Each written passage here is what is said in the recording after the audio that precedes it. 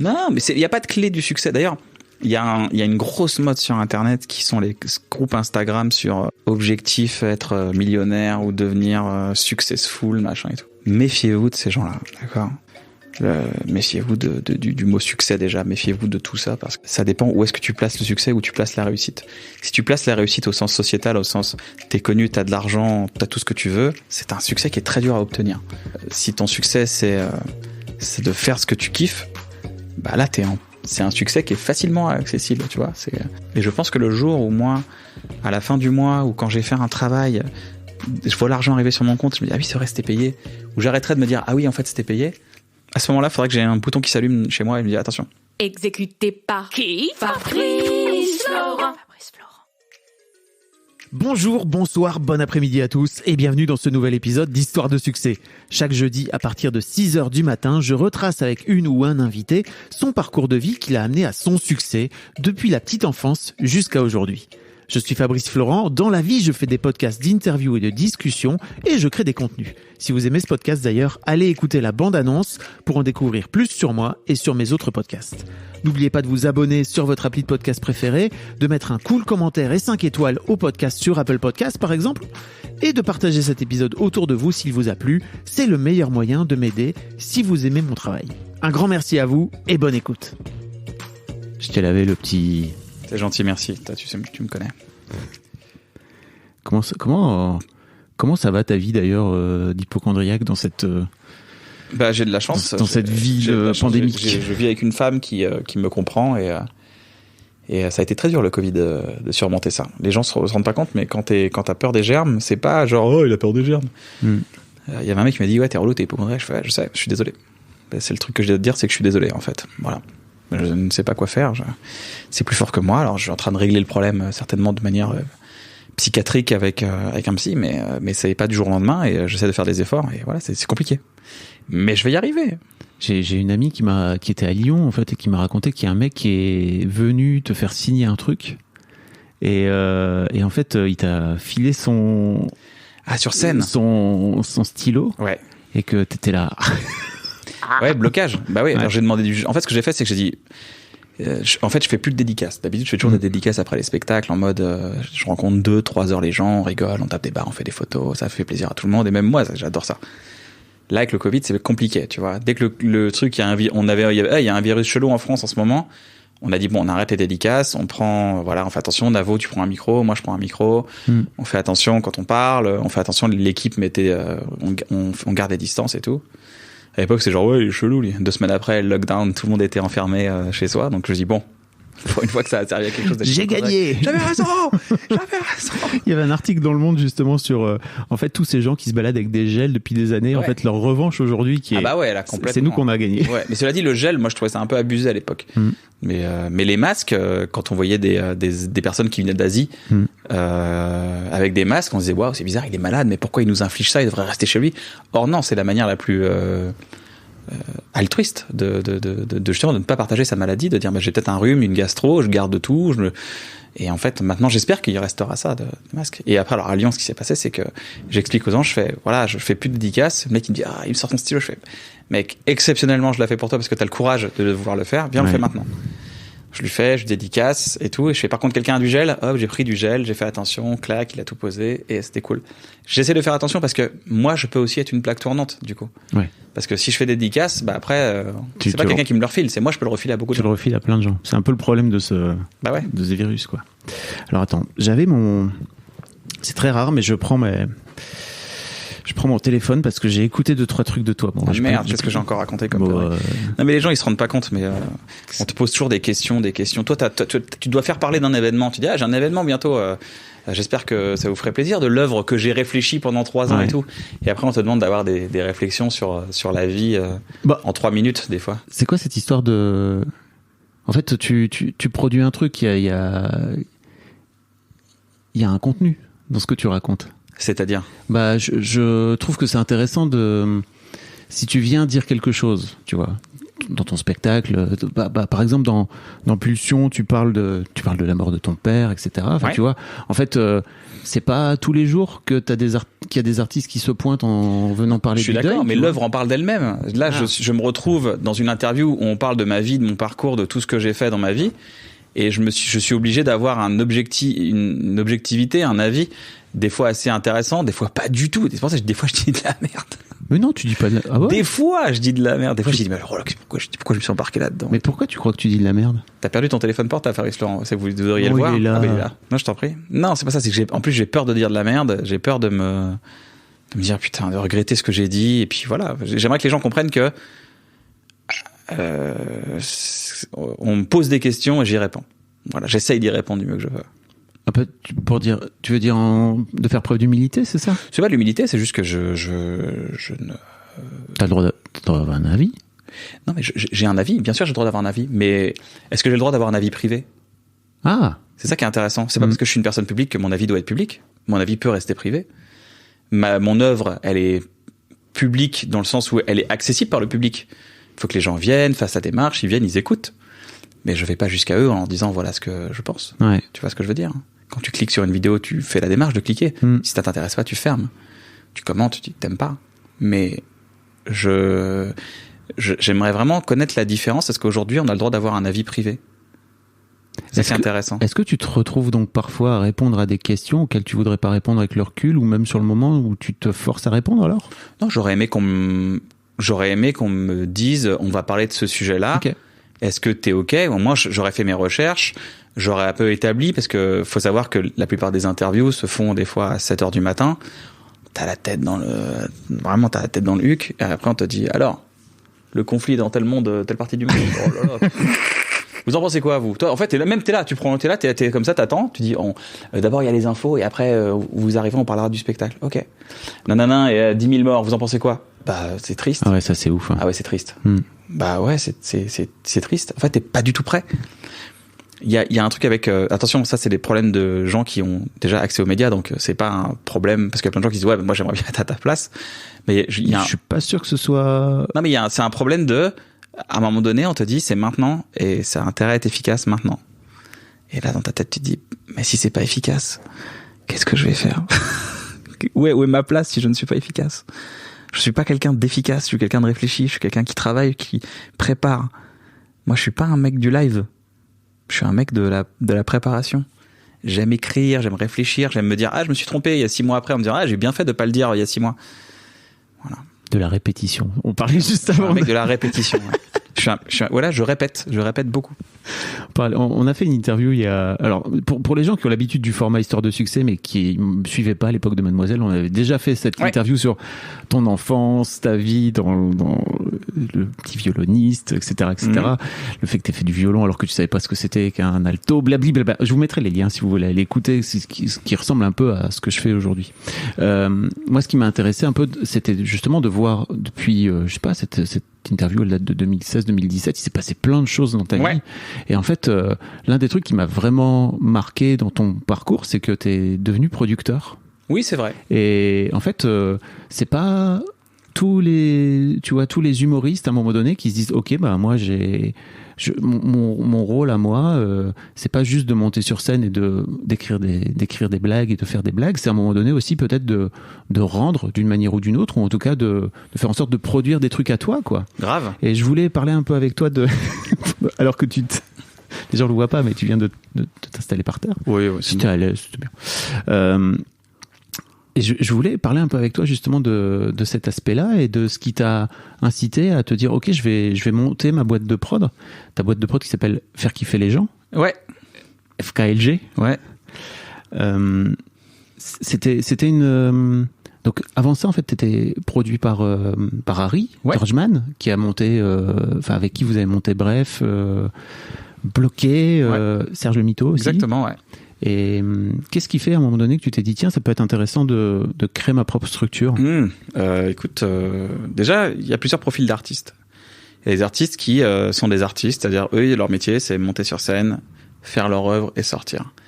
Dans tout ce qu'on a fait avec Bruno, et c'est pour ça que c'est une aventure qu'FKLG, c'est une aventure que je fais avec Navo aussi, c'est Nous, ce qu'on fait, c'est on a une idée, on l'écrit, on la fait, on la réalise, et après on la diffuse, et on sait comment la diffuser. On a des idées sur comment la diffuser, sur comment la promouvoir, sur comment faire les choses, encadrer les choses, comment On est toujours à toutes les échelles. Même dans Bref, on était à l'échelle de prod des fois. Alors, à moindre mesure, parce que Harry a fait un gros travail de prod, mais nous, on était producteurs. On avait des choix à faire, on était là, genre, ok, maintenant, donc il faut faire attention à ça. Là, il n'y a pas l'argent sur ça. Ok, on avait des réflexes de producteurs, tu vois. On a toujours eu un réflexe. Navo te dira non, mais il a un réflexe de producteur, il a une vision de producteur. Pourquoi il dirait non, Navo? Parce que il dit non, moi j'écris, je pars. Non, c'est pas vrai. Oui, il veut pas. Il veut pas voir que tout ce qu'il fait, c'est réfléchi. J'ai toujours eu une attitude de producteur, en fait. Je me suis juste rendu compte que j'étais un producteur, et d'ailleurs, tous les gens qui travaillent avec moi savent que je suis extrêmement investi dans tous les process de... tu parles d'un bon moment, par exemple. C'est une émission qu'on fait sur ma chaîne YouTube tous les dimanches. De la caméra choisie, au chef opérateur qui fait la lumière, au technicien, au mixage du son, à l'étalonnage, jusqu'à la vignette YouTube, je suis à tous les éléments. Je valide tout, dans tous les sens. Et j'ai toujours fait ça, et même dans Bref, de l'idée jusqu'à la vignette de l'épisode, c'était nous. Et je pense que c'est quelque chose que je kiffe faire. Parce que je trouve que c'est bien d'avoir une vision globale et d'appliquer une vision globale sur une œuvre, une création artistique, ou une création tout simplement.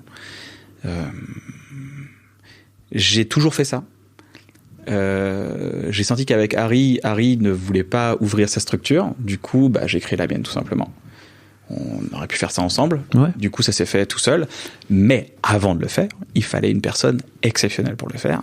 Et je n'aurais pas pu le faire seul si je n'avais pas eu la rencontre avec Valentine Mabille, qui est une personne exceptionnelle, qui est une directrice de production, qui est une productrice, qui est une tourneuse, c'est-à-dire qu'elle fait tourner des artistes. Elle a un relationnel avec les artistes qui est exceptionnel. Elle est très aimée dans le métier. Elle sait monter les choses. C'est une négociatrice exceptionnelle. Voilà. Donc du coup, l'aventure de production, oui, mais avec une bonne équipe, toujours. Donc voilà. T'as toujours réussi toute ta vie à t'entourer aussi bien? Non. Bah non, c'est parce que je me suis mal entouré que j'ai réussi à bien m'entourer. Oui. Ça aussi, je crois qu'on va en faire une petite vignette, quoi, tu vois. Non, mais c'est vrai. La clé du succès de qui aujourd'hui. Il n'y a pas de clé du succès. D'ailleurs, il y a une grosse mode sur Internet qui sont les groupes Instagram sur objectif être millionnaire ou devenir successful, machin et tout. Méfiez-vous de ces gens-là, d'accord? Méfiez-vous du mot succès déjà, méfiez-vous de tout ça parce que ça dépend où est-ce que tu places le succès, où tu places la réussite. Si tu places la réussite au sens sociétal, au sens t'es connu, t'as de l'argent, t'as tout ce que tu veux, écoute, si tu veux courir après ça, c'est un succès qui est très dur à obtenir. Si ton succès c'est de faire ce que tu kiffes, là c'est un succès qui est facilement accessible, tu vois. Généralement, tous les gens que je côtoie, qui sont des gens que j'admire, qui ont du succès, sont des gens dont les conséquences dont on parlait, que les comptes Instagram visent, tout ça sont des conséquences. Ce n'est pas le but, ce n'est pas l'objectif. L'objectif, c'était de faire ce qu'ils kiffent. Et à la fin, voilà. Et je pense que le jour où moi, à la fin du mois, ou quand je vais faire un travail, je vois l'argent arriver sur mon compte, je me dis, ah oui, c'est vrai, c'était payé. Ou j'arrêterai de me dire, ah oui, en fait, c'était payé. Je pense que je ferai un step back, c'est-à-dire je ferai machine arrière, pardon, excusez-moi. Je trouvais que ça sonnait plus américain, c'était plus stylé, c'est plus, voilà, on parle de succès, là. Non, on parle d'Amérique, des États-Unis, quoi. New York. Non, mais je pense que, à ce moment-là, il faudrait que j'ai un bouton qui s'allume chez moi et me dire, attention. Et comment tu vas faire pour te rendre compte? Parce que je crois que c'est super dur de se rendre compte de ça. C'est ce qu'on se dit toujours, hein. C'est, est-ce que t'en as besoin? Est-ce que tu fais ça? Pourquoi tu fais les choses? Il y a des trucs, je les fais pour moi, dans tous les sens du terme. Quand je fais mon album, je le fais pour moi, hein. Je le fais pour aller mieux. Et j'essaie de partager quelque chose avec les gens qui est intéressant, que je pense intéressant. Je peux me tromper. Là, c'est un pari, hein. Je prends, c'est mon argent que je mets en jeu et que je dis, voilà, je vais produire des choses, je vais payer des gens, des gens, des techniciens, dans tous les sens, des artistes avec qui on va collaborer, je vais avancer avec eux, et puis c'est un pari. Et puis quand il y a des opérations, tu fais, ok, ça je le fais, ça je sais que je le fais un peu pour l'argent, parce que cet argent va me permettre de produire justement ces artistes-là, de produire un bon moment, de produire ça, parce que voilà, c'est le nerf de la guerre. Parce qu'à un moment donné, il faut, quoi qu'il en soit, à un moment donné, il faut de l'argent. Tu peux pas, surtout maintenant à un niveau où j'ai fait des choses, je ne peux pas faire travailler les gens gratuitement de toute façon. Déjà parce que c'est un truc que je n'ai pas aimé qu'on fasse sur moi. Quand j'étais en début de carrière, on me disait souvent, t'as de la chance, si tu veux. Il y a plein de gens je me rappellerai toujours ce directeur de théâtre qui m'a dit, écoute Kian, il y avait un concours d'humoriste foireux. Il m'avait dit, je fais, mais attendez, déjà on n'est pas payé, on vient tous les jours, on doit ramener 3 personnes par spectacle. On pourrait au moins avoir un sandwich et un verre d'eau. Et on m'a dit, ça se fera, écoute Kian, il y en a du monde au portillon, il y a qu'à se baisser pour les ramasser. Donc si tu veux partir, la porte est ouverte. J'étais là genre... Et je suis resté. Bah oui. Parce que ce chantage, il marche. Parce que je pensais que je m'étais tricard avec. Je me dis, si je me tricard avec des gens, c'est horrible. En fait, il s'est avéré que ces gens-là, après, c'est de leur magouille à continuer 1 ou 2 ans ou 1 an. Et en fait, c'était une grosse magouille. Et en fait, les jeunes artistes se font avoir gratuitement. Donc, je ne fais pas travailler les gens gratuitement. Voilà. Même pour voir. Les gens qui me proposent leur service sur Internet en mode, je te crée gratuit. Bah non. Tu vaux quelque chose. Et si ça fonctionne pas entre nous, on travaillera plus, on arrête de bosser ensemble. Mais c'est pas parce que t'es gratuit que t'as de la valeur. C'est dur ça, de se rendre compte de ça. Ouais. Ah ouais, tu crois ? Ouais. Bien sûr, surtout quand tu débutes. La preuve, tu vois, t'es resté dans le game, toi, à l'époque. Ouais. Bah ouais, à l'époque, en plus, on faisait plein de travaux. Je me rappelle, à la télé, là, il y avait un truc, on devait écrire. Et la veille, on était payé que quand c'était validé. Alors, c'est pas genre, il y a un mec qui lit qui dit c'est validé. C'est validé quand c'est passé à la télé.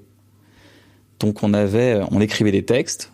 Et à un moment donné, quand les textes étaient validés, mis en montage, enregistrés par des gars, et après diffusés à la télé, là, on était payé. Et ça, c'est une carotte, mon pote. Parce que ça veut dire que toi, t'écris.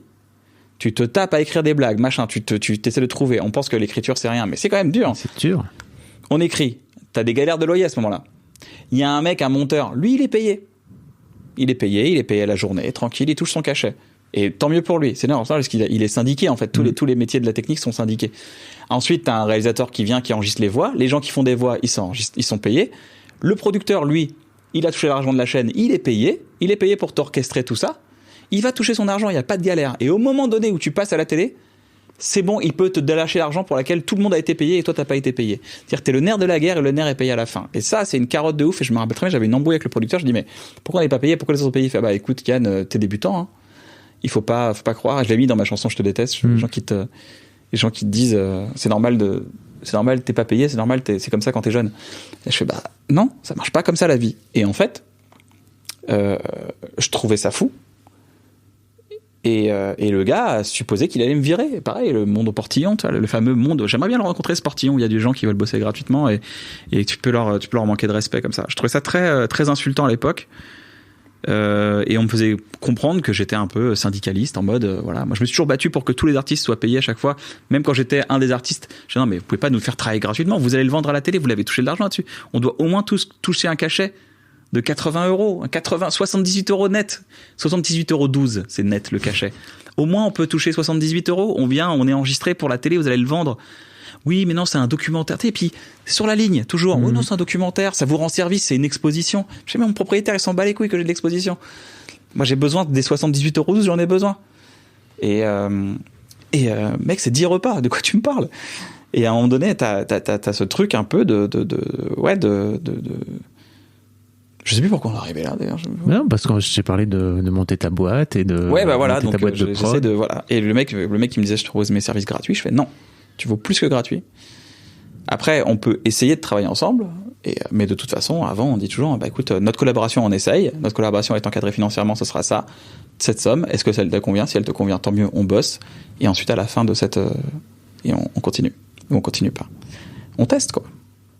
Mais oui, les nombres de carottes de gens comme ça au début, les gars ils te promettent. Le concours, c'est une carotte de ma boule. Le concours. Non, faut faire attention à ça. Parce que ça revient beaucoup sur l'estime de soi en fait. Hein. Tu crois? Donc je suis en train de monter ce fameux podcast d'histoire d'argent là, où je fais faire parler les gens d'argent. Et en fait, je me rends compte que tout revient autour de l'amour de soi. C'est-à-dire qu'en fait, à un moment donné, si toi-même t'es convaincu que tu vaux et que ton travail vaut par la même, tu vas demander de l'argent en échange, quoi. Ah oui, oui. Enfin, en même temps, c'est la loi. Surtout, moi, je suis juste un juriste, un ancien Mais au-delà juriste de la qui loi, dit, tu vois. les gars, c'est la loi. Quand t'es Tu me fais freelance, par exemple, tu vois, Ouais, mais tu même, peux très tu bien me fais bosser pas de- gratos quand t'es freelance. Mais ça, c'est ton choix. Oui, bien sûr. Si c'est ton choix, tu as le droit de travailler gratuitement pour quelqu'un. Tout le monde a le droit de travailler gratuitement si c'est ton choix. Si c'est une promesse, faut faire attention aux promesses. Les promesses dans le métier, c'est compliqué d'être tenu en plus parce que rien ne t'oblige à tenir ta promesse derrière. Donc c'est pour ça que le législateur a dit quand il y a un rapport de travail, il y a un contrat et on se met d'accord sur ce qu'on touche. Et comme ça, il n'y a pas de surprise parce qu'il y a eu trop de surprises. On arrête les surprises.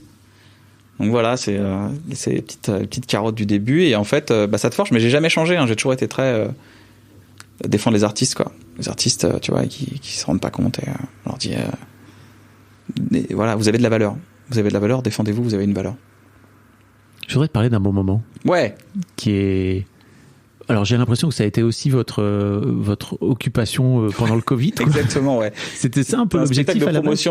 C'était un truc de promotion de mon spectacle à la base pour promouvoir qu'on était en tournée et tout, pour être avec les gens, rigoler, taper des barres. Et à un moment donné, il y a plus de spectacle. Donc on dit bon, allez, un bon moment, c'est cool. Tu t'es transformé en intervieweur. Ouais. Et c'est très drôle parce que, moi, je t'ai vraiment vu progresser en fait d'épisode en épisode.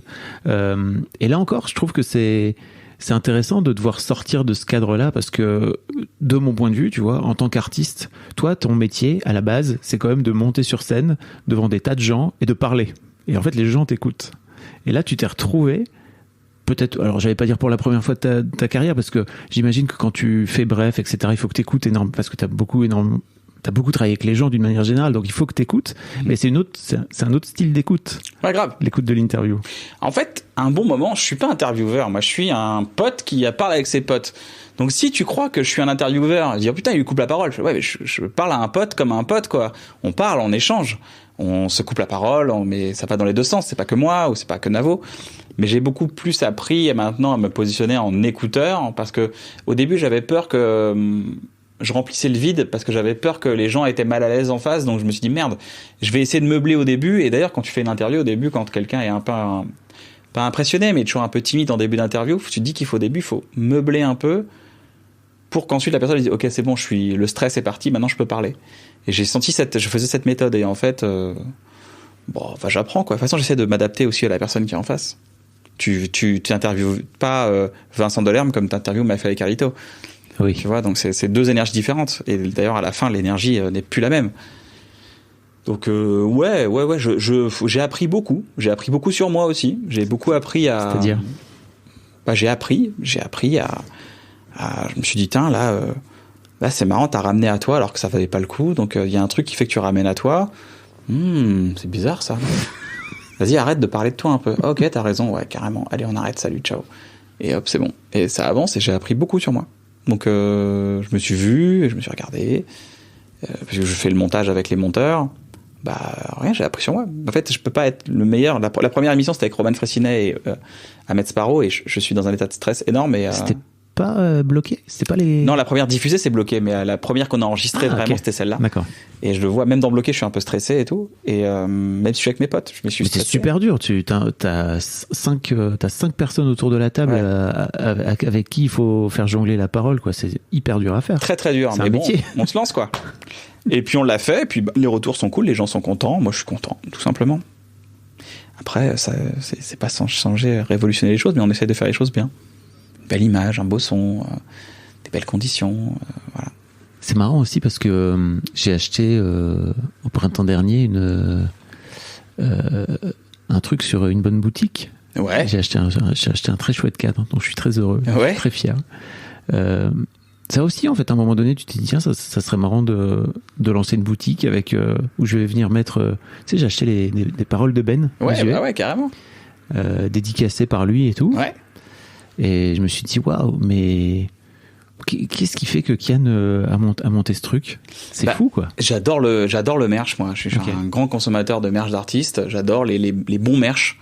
Je trouve que quand t'as une phrase d'un artiste que t'aimes, je sais pas, c'est une partie de ton identité que tu révèles et t'as envie de l'afficher, t'as envie de faire des choses comme ça. Donc, je me suis dit, on a toujours dit non pour faire le merch de Bref, de Bloqué, de Serge, parce que c'était toujours un peu houleux. On n'a jamais trop senti les gens avec qui on travaillait et tout. Et je me suis dit, oui, t'avais aussi des marques qui venaient de vous voir pour faire une voiture. Ouais, voilà, bref, c'est ça. On a eu plein de choses comme ça. Puis à chaque fois, on se rendait compte que c'était pas très, je sais pas. Je suis ravi de pas avoir fait de t-shirt en 2011. C'était pas très écologique, tu vois. Donc on essaie d'avoir une démarche un peu plus écologique, un peu plus fair, un peu plus fair trade, un peu plus humaine aussi, tu vois, parce qu'il y a des, mine de rien, le t-shirt c'est un business qui est hyper douteux. Donc il faut faire les choses bien. Donc on a cherché des gens qui ont des chartes, qui ont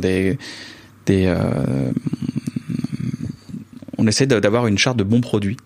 Donc on travaille avec des équipes qui font des bons produits, c'est sourcé, on fait attention, c'est contrôlé régulièrement. Voilà, on a mis du temps, quoi. Puis derrière ça, faut mettre un prix, faut le vendre et tout, et puis il faut être un peu rentable parce que sinon, tu peux pas non plus le faire gratuitement, tu peux pas le faire trop cher.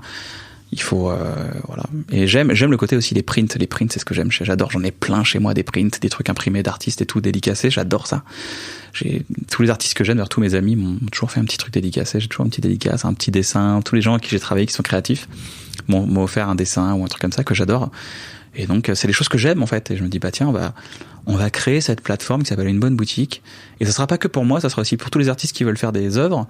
On a créé le truc, on a créé le sourcing. Le sourcing, c'est-à-dire, on a créé tout le chemin de création jusqu'à la fin. Et en plus, on peut se permettre de rémunérer les artistes correctement. Donc, c'est ça le plus important. Et de pas passer par un énième gars qui te dit au final, bon, bah, tiens, tu touches, je sais pas, 3-4% de ce que t'as, toute ta création. Encore une fois, j'ai cette vision, mais on le voit beaucoup dans l'édition du livre. Mais par exemple, quelqu'un qui crée un livre, bah, il va toucher un peu d'argent au début, et après, il va toucher entre 5 et 9% de son livre à la Fnac. Et tout le monde va toucher le reste. À juste titre, hein, c'est eux qui ont pris des risques. Mais je trouve pas ça à faire. Je suis désolé, mais je trouve pas ça à faire. Pour moi, quand t'es l'introduction du projet, tu devrais être à l'introduction des revenus. C'est Nekfeu qui dit ça. Il dit j'ai aucun problème. Je fais pas les choses pour l'argent, mais je déteste qu'on s'en fasse sur mon dos. Voilà. Je trouve que c'est une très bonne phrase de Nekfeu, ça. C'est trop intéressant. C'est marrant parce que depuis pardon, mais pour tout ça, bah, il fallait se prendre la tête pour créer un chemin un canal de vente, quoi. Ouais. C'est-à-dire, bah, maintenant, on va créer un truc nous-mêmes et on va le faire nous-mêmes. Et c'était une grosse équipe. On a fait pareil. J'ai dû embaucher des gens. On a fait le travail. Il y a Alexandra qui s'occupe de la boutique, qui est très forte et qui s'occupe de tout. Il y a eu un gros travail de recherche. Et ça, à chaque fois que tu montes un truc, tu fais en sorte de le rendre rentable, d'une manière ou d'une autre. Non, je fais plein de trucs qui sont pas rentables. Non. À un bon moment, ça n'a pas été rentable. Bah, raconte-moi. Parce qu'en fait, qu'est-ce qui fait à un moment donné que tu crées un bon moment en te disant ça va pas être rentable et c'est pas très grave? Mais c'est pas grave, parce que le but, c'est de faire kiffer les gens. Encore une fois, c'est le pourquoi. Pourquoi tu fais les choses? Ouais. On fait les choses pour kiffer les gens, pour faire kiffer les gens. On avance. Après, on trouve des sources de revenus. On peut trouver un sponsor le temps de quelques émissions. On peut trouver un autre sponsor le temps de quelques émissions. Mais le but, c'est de garder une ligne éditoriale, toujours de sa ligne éditoriale et de la ligne des invités, de faire ce que tu veux. Donc, on essaie de faire ce qu'on veut. Et voilà, quoi. Donc, puis on s'amuse.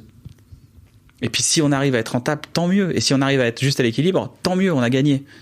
Le but, c'est ça. Le but, c'est de créer des choses en attendant.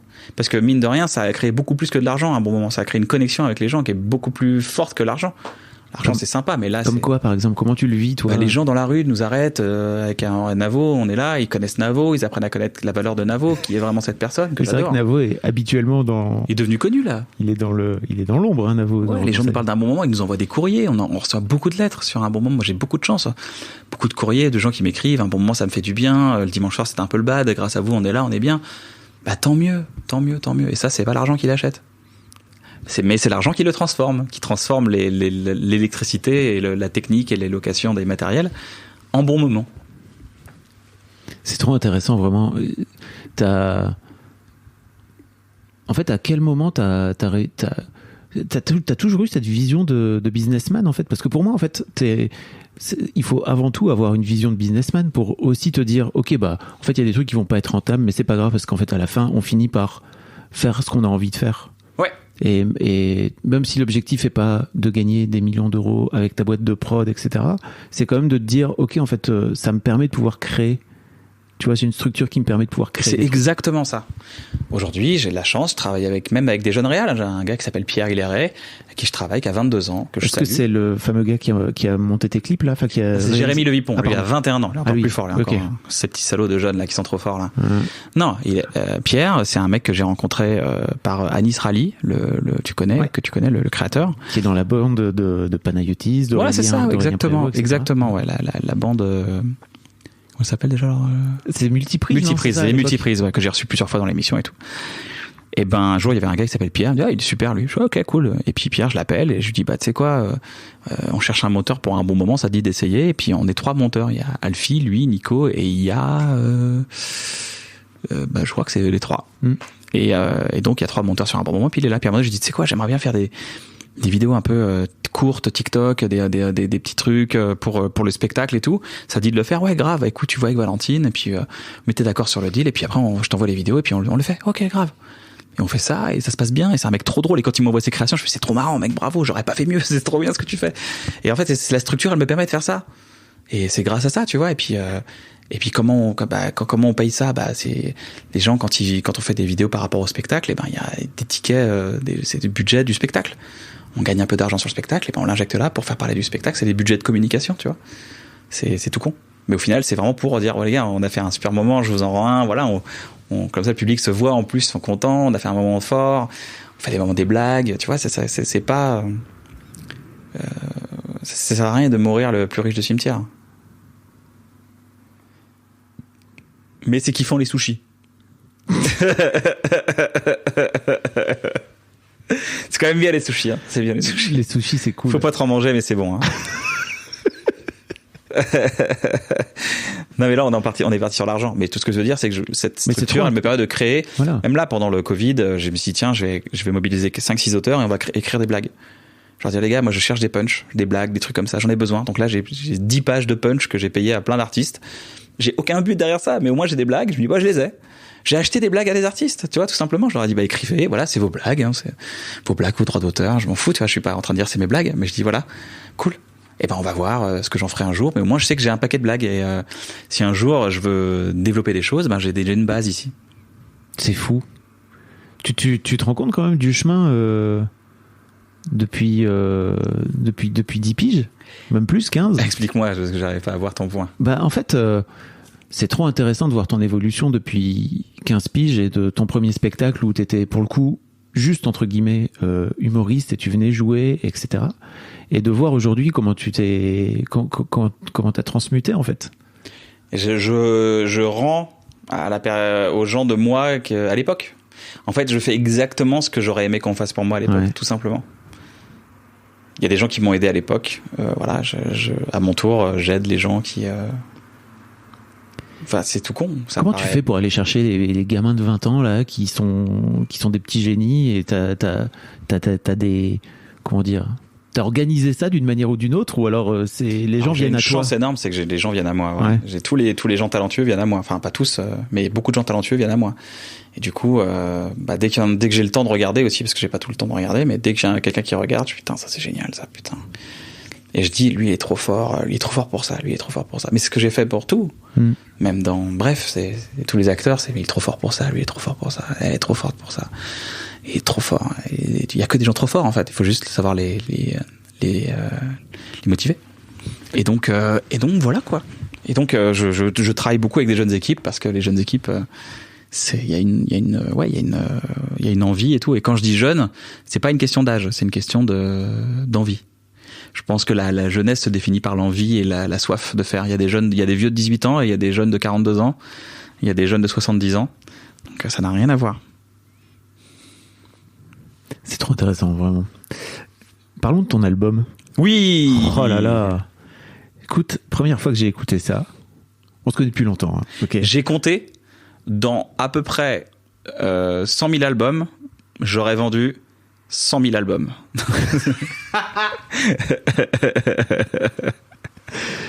Non, c'est pas vrai. C'était juste pour la blague. C'est juste que je trouvais la blague marrante. Voilà, ton objectif est pas de vendre des albums. Aucun. Voilà. C'est pour ça que je ris. C'est fou parce que j'ai écouté cet album et et j'ai découvert une autre facette de toi. Et c'était un peu l'objectif, j'imagine, de... Bon, j'avais pas d'objectif de découverte, mais en tout cas, j'avais envie d'écrire. Mais tu vois, typiquement, c'est très intéressant de te dire, bon alors je sais que tu viens d'un, et peut-être les gens le savent pas, mais tu viens d'un vrai parcours, allez écouter la première interview qu'on a fait ensemble, mais tu viens d'un vrai parcours musical, t'as fait le conservatoire, etc. etc. Effectivement, tu montais sur scène, t'avais ton premier spectacle, tu jouais du violon, t'avais plein de sketchs avec ton violon, etc. C'est des choses que t'avais un peu laissées de côté, et c'est trop drôle de voir que tu décides de... T'as ces textes-là qui sont durs et noirs, et j'imagine une forme de catharsis pour toi à un moment donné de venir les écrire, et que tu t'es dit, bah en fait plutôt que d'en faire un spectacle, je vais en faire un album. D'où ça te sort? C'est très simple, hein. C'est des rencontres, hein. C'est rencontrer Clément, jeune artiste trop fort. Je dis j'ai fait ça, il écoute, il fait c'est super. Je regarde Guillaume Brière aussi. Guillaume qui a travaillé avec qui a travaillé avec Aurel, qui travaille avec d'autres artistes, plein d'artistes dans le monde d'ailleurs. Et je lui dis tiens, j'ai ce texte-là, qu'est-ce que t'en penses? Bien, on l'enregistre, on essaye et tout. Et puis voilà, c'est juste se lancer, y aller, beaucoup douter, et puis à un moment donné, tu redoutes encore un peu, puis après tu redoutes encore 2-3 fois, puis jusqu'à la fin, puis à un moment donné, t'as peu envie de le finir.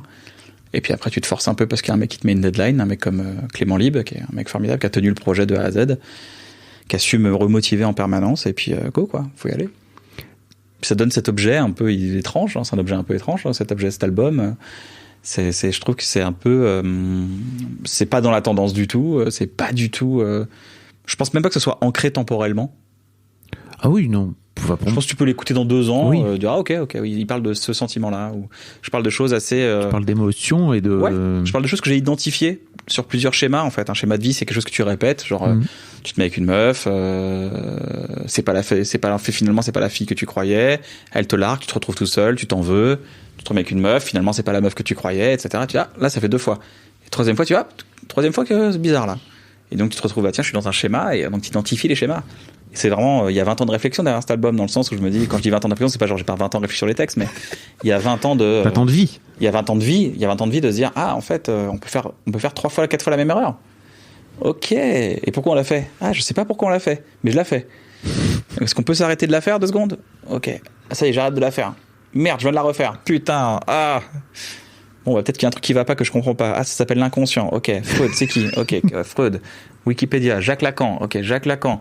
Identification. Ok, j'ai compris, mais ça, j'ai refait l'erreur. Putain, j'avais compris, mais pourtant j'ai fait l'erreur. Et voilà, et merde, et bon, voilà, ça y est, j'ai pas compris. Ça y est, j'ai compris, mais ça y est, j'ai intégré cette fois. D'accord, parce que comprendre, c'est pas intégrer. Ok, d'accord. Ok, tu peux comprendre des choses, mais ne pas les intégrer. D'accord, maintenant que j'ai intégré, putain, j'ai refait l'erreur. Putain, intégrer, en fait, ça suffit pas.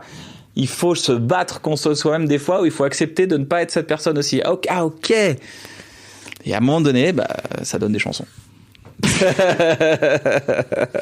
C'est trop drôle aussi de voir à quel point, tu sais, j'imagine que tu l'as vu, mais t'es dans le docu d'Aurel où tu viens jouer sur le Zénith, son fameux Zénith là. Je me souviens, j'étais dans la salle, c'était tellement drôle de te voir. Quelques années plus tard, vous finissez par faire bloquer. Donc, en fait, tu finis par rentrer dans la bande d'Aurel, entre guillemets. Et en fait, tu finis par travailler avec des gens qui sont dans l'ombre des albums d'Aurel, quoi. C'est fou. Ouais, c'est vrai. Ouais, indirectement, oui. Oui. Mais c'est pas volontaire, c'est indirectement. Je sais bien que c'est la rencontre avec Guillaume, par exemple. Guillaume, c'est un mec de Reims. Qui est le réal de ton... Non, ça c'est Clément Libre. Ah pardon, ok. Et Guillaume, avec qui je fais le premier morceau, le morceau né chez lui, qui s'appelle Agendas. Le morceau est né chez lui à 4h du mat à Reims. On est juste Ray et moi, quoi. On est 2 artistes Ray et moi. On se dit, ça va, tu fais quoi ce soir? Je sais pas, viens, on discute. On mange un bout, on va. Il me dit, j'ai mon studio là, j'ai un appart à Reims, j'ai loué, vas-y, viens, on y va. Tac. Puis on discute, on rigole avant tout. On écoute des chansons, et puis on dit, j'ai cette idée là, j'ai cette envie. Ouais, vas-y, on y go. Voilà, peut-être qu'il y aura un 2e album, peut-être qu'il n'y en aura pas. Ça dépend des rencontres. Et je rencontre Clément Libre aussi. C'est très marrant que tu parles du Zénith d'Aurel, parce qu'au Zénith d'Aurel, il y avait Big Flo et Oli. Et c'est là que je les rencontre. Et Big Flo et Oli, après, ils m'appellent, ils me contactent sur Facebook, ils veulent que je fasse leur clip. Donc je fais leur clip. Ensemble, c'est leur premier vrai clip mainstream sur leur album. Là, le clip part bien, du coup il y a une belle résonance pour eux, et puis après tout leur parcours est formidable. Enfin, ils ont bossé comme des yinches de toute façon, c'est des bosseurs, il n'y a pas de secret. Et à un moment donné, ils m'invitent sur une tournée des Zéniths juste pour venir avec eux, et je viens, et il y a ce gars Clément Libre, et ils me disent faut que tu rencontres Clément, il est trop fort. Ok, bah, jusqu'à Clément, je lui fais écouter le truc que j'avais fait avec Guillaume. Il me dit, ah, c'est génial, je veux bien qu'on se réfléchisse. Et puis, pendant 3 ans, on se parle, quoi, à distance. Je compose des démos, lui, il les recompose derrière. Il le fait 1000 fois mieux parce que il est plus fort. Et que moi, je suis juste un gars qui a des idées. Lui, il sait les mettre en orchestre. Et puis, petit à petit, il y a des choses. Puis après, je me mets à aller à Toulouse.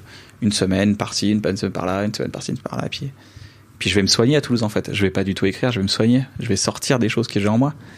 Et c'est un peu le message de l'album, c'est sortir pour aller mieux. C'est sortir les choses, créer pour aller mieux, quoi. Et créer, c'est pas que écrire des chansons. Créer, c'est aller se faire une balade, parler avec ses amis, parler avec un psy, faire du sport, s'acheter une feuille A4 et faire de l'aquarelle dessus. C'est faire de la cuisine, c'est créer, c'est ça. C'est plein de choses. Créer des moments avec des amis, ça c'est créer déjà. Ah ouais, je crois qu'on a trop l'impression de se dire que c'est forcément réservé à des artistes. Non. Mais on est tous artistes. J'aime pas trop les gens qui disent il y a les artistes, les gens qui partent. Tout le monde est un peu artiste. Tout le monde a envie de faire plaisir aux autres. Les artistes, je pense qu'avant tout, ils ont envie de faire plaisir aux autres. Ils ont envie de savoir s'ils ont le droit d'être là déjà. Et avoir, bah ouais. Si leur raison d'être est là. Et donc ça donne un truc un peu bizarre avec une sorte de projection de l'ego, parce qu'ils créent une sorte de projection de leur ego. Mais non, il faut créer, c'est important. On met pas assez c'est pas vrai. On met la création. On faisait de la pâte à sel quand on était en CP, tu vois. Ouais. On faisait de la pâte à sel, de la drawing gum. Pour les gens qui connaissent la drawing gum, je viens de vous faire un choc mental de 25 ans de régression là. Non, mais on dessinait, il y avait des trucs, tu vois. Après, quand le dessin c'est devenu à un moment donné, le dessin c'est devenu une matière au lycée. Genre, il faut faire du dessin, quoi, au collège. T'es là, genre, bah non, art plastique. ça va être plus drôle, quoi. C'est pas drôle du tout, là. Il y a rien de je dois rendre un truc. Ça m'amuse pas. Tu ne m'apprends absolument pas la créativité. Tu m'apprends l'obligation. C'est pas du tout ça, la créativité. C'est bien d'avoir une deadline, mais une deadline sur quelque chose que tu as envie d'exprimer, pas sur un exercice de style. Là, tu me demandes juste d'être un imprimeur avec un bras beaucoup trop cher. C'était une imprimante beaucoup trop sophistiquée pour... J'ai toujours détesté l'art plastique. Toujours. Je trouvais ça fou de me dire, mais c'est comme la musicologie, c'est l'histoire de la musique, mais c'est pas comme ça que tu deviens musicien. C'est comme le conservatoire. Le conservatoire, ça fait des bons élèves. Ouais. Pour le conservatoire que j'ai connu, pas le conservatoire de certaines conservatoires, mais être un bon élève, est-ce que ça fait un bon artiste ou un bon musicien ? Je sais pas. Bah, tu sais, par exemple, moi j'ai joué du piano pendant 10 ans et j'ai appris du piano comme un bon élève. Et en fait, je suis incapable, j'ai pas d'oreille de ce fait-là. J'ai juste appris des partitions et à interpréter des partitions, mais à aucun moment je me suis retrouvé avec un prof qui m'a appris la musique et qui m'a dit, tu vois ça, dun, dun, dun, c'est un do, et ça, dun, dun, dun, c'est un ré, tu vois. C'est sans doute pas un ré d'ailleurs. Non mais c'était vraiment un do. Do, mi. Parce que t'as l'oreille absolue. Non mais alors, au-delà de j'ai pas d'oreille, est-ce que t'as pris du plaisir à le faire ? Quand j'étais gamin. Est-ce que c'est de la satisfaction ? C'est pas pareil. Ouais. D'avoir réussi quelque chose, ou est-ce que t'as pris du plaisir à le faire ? C'est pas la même chose. Moi j'ai compris récemment, c'est la satisfaction d'avoir abouti quelque chose et le plaisir de l'avoir fait. C'est pas la même chose du tout. J'ai réussi, je suis fier de moi. Non, est-ce que c'était plaisant ? Non, c'était pas plaisant. Alors là, il y a un problème. Pour moi, il y a un problème. Il faut aller voir le plaisir. Ah ouais, il faut aller voir le plaisir, bien sûr. Meilleur indicateur du monde. T'as du plaisir, là, tu peux le faire gratuitement et par plaisir. Alors là, c'est bon, t'as trouvé la source, mon pote. La source que tout le monde cherche, tu l'as trouvée. Et t'as l'impression de l'avoir trouvé, toi ? Oui. Oui. Cette réponse, pas du tout. Oui. Non, mais c'est prétentieux de dire j'ai trouvé la source. Non, mais t'as l'impression d'être dans le plaisir, là, aujourd'hui ? Oh. Écoute, grave. J'ai compris beaucoup de choses sur moi. J'ai compris beaucoup de choses sur mon chemin. Ma femme a apporté beaucoup de clairvoyance sur ma personnalité, sur qui j'étais, pourquoi je faisais les choses. Elle a débloqué énormément de choses chez moi. Et aujourd'hui, là, je sens que je vais passer une quarantaine apaisée. Ça se sent tellement. De ma boule. Mais dans le sens, le plaisir sur scène que je prends grâce à elle. Elle m'a fait comprendre des choses. Ah, elle est ta muse, quelque part. C'est ma muse, c'est ma motivation, c'est ma réflexion, c'est un allié. C'est un vrai allié. Et les choses que j'avais compris avec Navo pendant 10 ans, elle a pris le relais, elle est partie aux autres choses. Et en fait, elle a beaucoup étudié la psychologie, surtout le coaching mental, tu vois. Ok. Et en fait, elle m'a apporté des clés, mais c'était sous mes yeux tout ce temps-là. Et en fait, elle m'a apporté des choses. Et c'était sous mes yeux. Et tu crois pas que dans ta vie, c'était sans doute le bon moment, pardon pour cette vanne, mais pour la rencontrer? Alors oui, mais l'album par exemple, l'album termine un cycle de 3 ruptures amoureuses compliquées, même 4 ruptures amoureuses, même 5 ruptures. L'album se termine maintenant que j'ai tout mis sur un texte. Maintenant, je veux rentrer chez moi. Et il se trouve que je la rencontre derrière et on emménage ensemble et on est chez nous maintenant. Et on est chez nous. Je suis rentré chez moi. Clairement, je suis techniquement rentré chez moi. Mais je vais te dire un truc qu'elle m'a fait comprendre qui était hyper intéressant. Et ça, j'ai compris et je me dis, waouh, c'est fou. C'est que peu importe mon éducation, j'en suis arrivé à un moment donné, mon éducation sociétale ou même avec mes parents et mes rapports aux autres, j'ai toujours identifié le ça va, donc il y a un truc qui va pas. J'ai identifié le moment de paix comme un moment où je me disais, tiens là, c'est pas normal. Ah yes. Et toujours une inquiétude parce qu'à un moment donné, on va venir te voir et on va te dire, ah, pas bien. Mon père était comme ça, il rentrait à la maison et il disait, vous avez fait quoi là? Hein, tu sais, genre, je sais même moi, je savais pas ce que j'avais fait, j'avais rien fait. Ou j'ai pas fait mes devoirs, ou j'ai pas fait mes trucs, etc.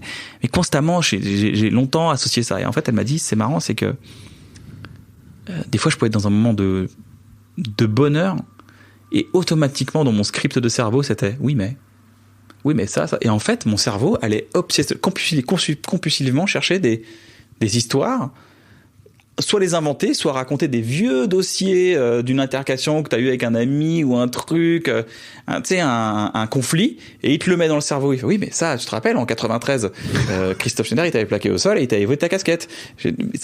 Là, je te fais une blague, mais c'est des choses qui sont beaucoup plus...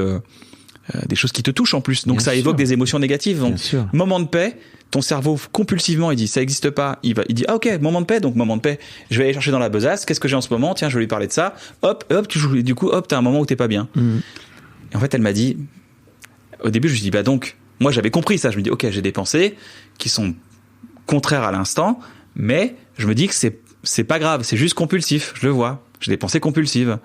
Donc c'est-à-dire que je suis bien et j'ai une pensée, le petit démon me dit ah ouais mais t'as pensé à ça, je fais ah putain j'avais oublié ça, ouais putain. C'est soit un futur négatif ou un passé négatif, c'est des trucs qui n'existent pas, qui t'empêchent d'être dans le moment présent où t'es heureux. Et elle m'a dit un truc qui a changé ma vie, mais qui a changé drastiquement ma vie. Et j'espère que ça va vous aider les gens qui écoutent ce podcast. Elle m'a dit donc quand tu vas bien, ton cerveau il te fait un truc pour que tu n'ailles pas bien. Donc quand tu reçois l'information, qu'est-ce que ça veut dire? Je sais pas. Elle m'a dit ça veut dire que quand on t'envoie une angoisse, ça veut dire que tu vas bien. Donc l'angoisse, c'est le témoin du fait que tu vas bien.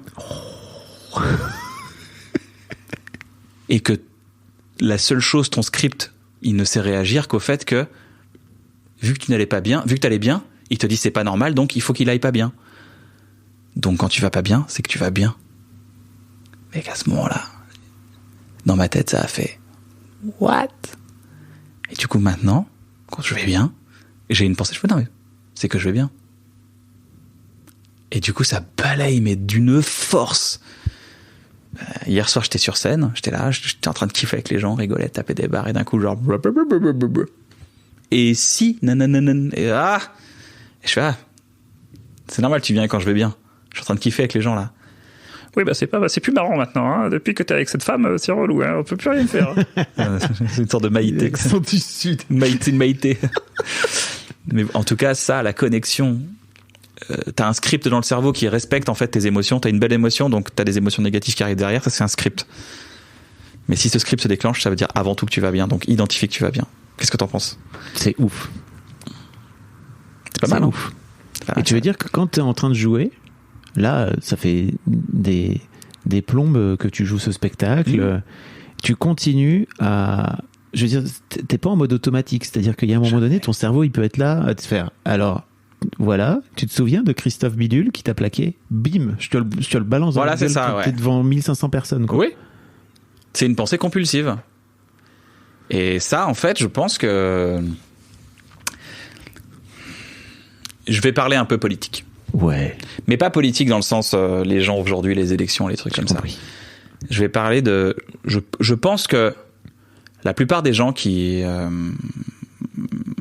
Je pense qu'on devrait d'abord faire son autopsie et notre autopsyché. Et je pense que cette autopsyché, elle est importante dans nos mécanismes décisionnels après derrière, même sur qui on vote, sur qui on fait, sur ce qu'on fait. Parce que mine de rien, en fait, il y a des choses qui nous appartiennent pas. Et moi, ce script de négativité ne m'appartient pas. C'est un script de conditionnement. C'est-à-dire, j'ai été conditionné avec plusieurs événements dans ma vie qui me regardent. Je vais pas les exposer aux gens, ça me regarde. Et c'est à moi de les identifier. Mais quand je les ai identifiés, ça m'a pas changé ma vie. Je les avais identifiés, ça n'a pas changé ce que je disais tout à l'heure. Comprendre, c'est pas intégrer. Donc, j'ai dit, OK. Donc maintenant, j'ai compris mon script. Maintenant, je sais raisonner avec le script. Ça veut pas dire que c'est facile tous les jours, mais moi j'ai compris. Et j'ai compris et j'ai intégré. Et je pense que savoir un peu son cheminement de psychologie, d'avoir assez d'expérience dans la vie, 20 ans, 30 ans, pour se regarder et se dire « Ah ok, là il y a un problème », je pense que ça peut clairement changer la société dans laquelle on vit. Et ça peut clairement l'ouvrir dans quelque chose de très positif. Alors c'est pas bisounours ce que je raconte, c'est très concret ce que je raconte. Pour ça, par contre... Et c'est la clé derrière ça, c'est qu'il faut du temps pour soi. Et c'est pas facile quand on a un taf, 3 enfants, sur cette situation de divorce compliquée. Ça doit être très compliqué à gérer de se dire maintenant j'ai du temps pour réfléchir. Personnellement, j'ai eu du temps pour y réfléchir et voici le message. Si j'avais un truc, voici la conclusion que j'ai à apporter. Alors donc je suis peut-être dans une position qui est privilégiée, mais voici le temps que j'ai consacré à ça et je pense que c'est important pour s'améliorer. Non mais parce que c'est facile pour moi, parce que ça peut paraître facile et insolent de dire ouais bah, ça va lui et là il se lève le matin à 14h. Déjà c'est pas vrai, je me lève pas à 14h mais tu vois, et dire voilà, lui il a que ça à foutre de sa journée. C'est vrai. Et ben pendant ce temps-là, j'ai réfléchi et voici ma conclusion.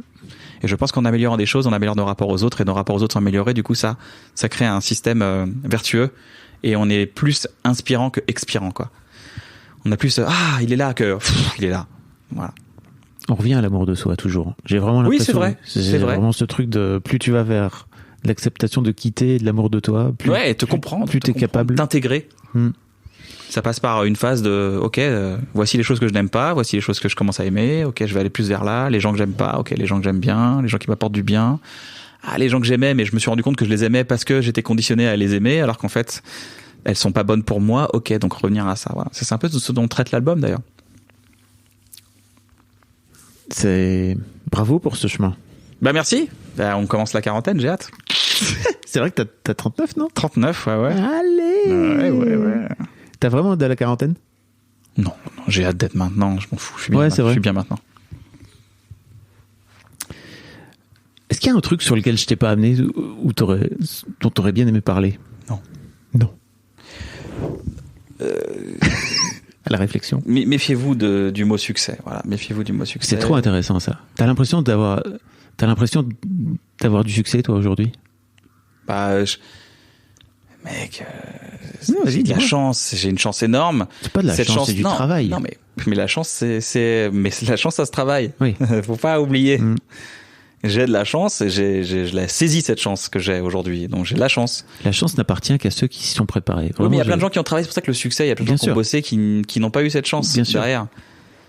Je connais beaucoup d'artistes qui n'ont pas réglé des trucs avec eux-mêmes et du coup qui n'ont pas su saisir la chance. Mine de rien. Ça, je pense qu'ils auraient un autre stade de carrière aujourd'hui s'ils avaient réglé des choses avec eux-mêmes, quoi. Donc on est bien d'accord que ça nécessite du travail. Oui, ça nécessite du temps et de la remise en cause. Alors ça fait pas plaisir de se remettre en cause, de dire que t'as eu tort et de t'excuser auprès des gens. Très compliqué. Oh là, c'est dur. Mais voilà, ça. On n'a pas envie de ça d'une manière générale. Non, c'est vrai que le cerveau, il aime pas avoir tort. Je pense que c'est un biais dans le cerveau. Il veut pas remettre en cause les choses. Donc il fabrique une réalité autour pour dire c'est bon, non mais t'inquiète, on a bien fait.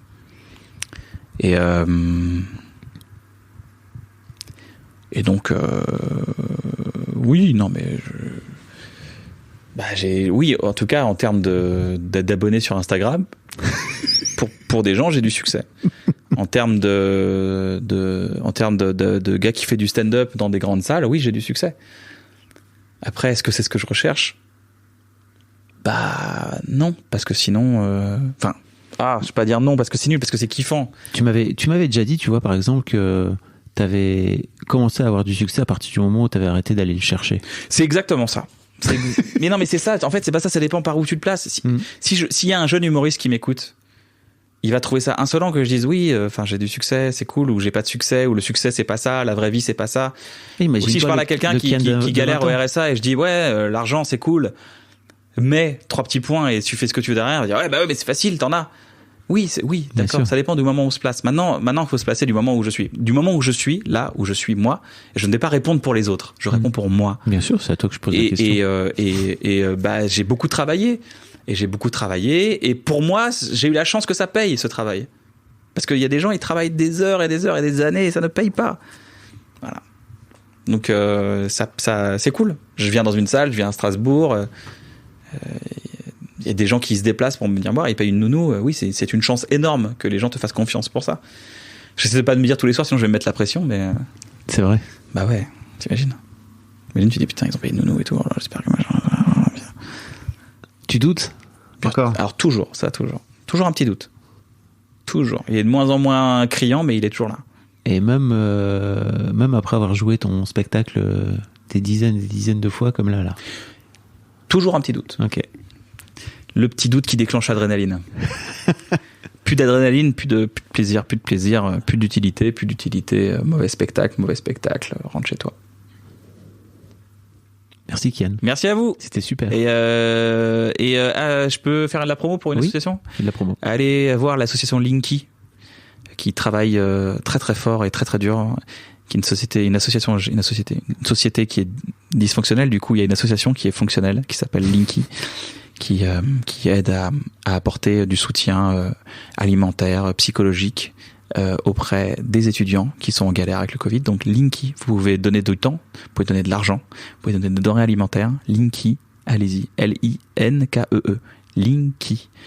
Prenez le temps d'aller les voir, même de leur envoyer un petit message pour les soutenir. Rien que ça peut être cool, peut être kiffant. Mais en plus, vous vous sentirez bien après. Bisous. Merci Kian.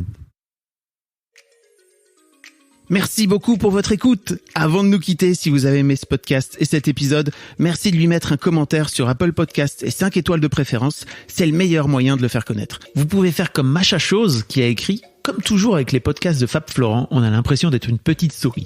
Les invités sont intéressants, tout comme leur parcours de vie. On rit, on s'interroge, on apprend, et on apprend aussi sur soi. Merci Fab, tes podcasts sont inspirants. Merci beaucoup, ça fait plaisir. Et si vous voulez faire comme elle, vous vous rendez sur Apple Podcasts et vous cherchez Histoire de succès directement dans votre appli ou sur votre ordinateur. Merci beaucoup à vous et rendez-vous jeudi matin à la même heure, à partir de 6h du matin, dans votre appli de podcast pour un nouvel épisode d'Histoire de succès.